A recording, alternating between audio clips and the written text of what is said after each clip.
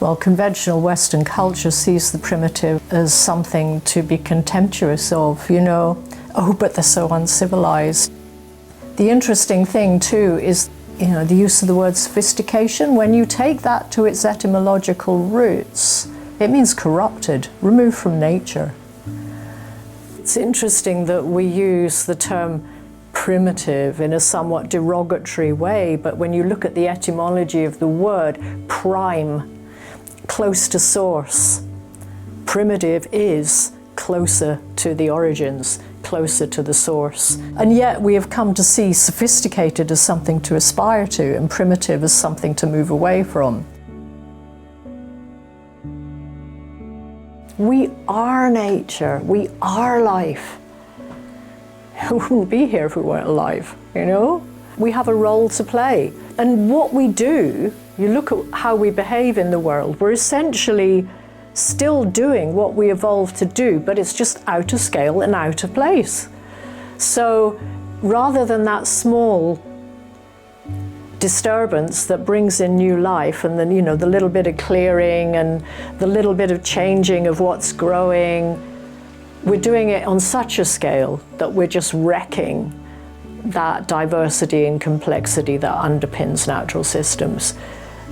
But the actual activities, the clearing, the replanting, is what we instinctively do. And the building of shelter, building shelters out of natural materials is something else again.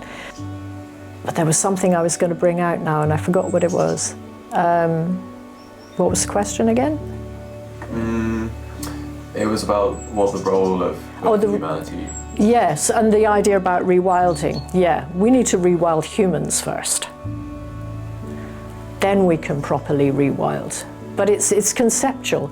We tend to want to fix a lot of things on the outside of ourselves because we see the effects of what we do, but the cause is here.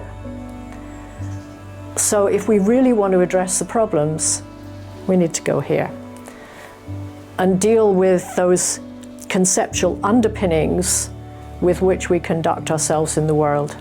So if we want to be successful in these rewilding programs, we need to rewild humans.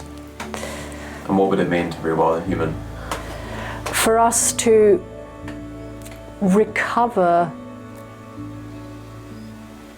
an experiential understanding of what it is we are. Away from the ego, away from all the conceptual underpinnings we build our lives with. Just pure awareness in nature. And then it starts to return.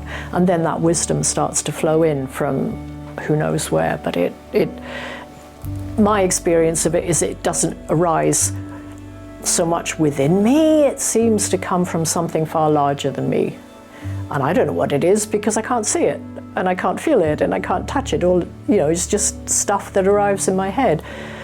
So I can't give it a name.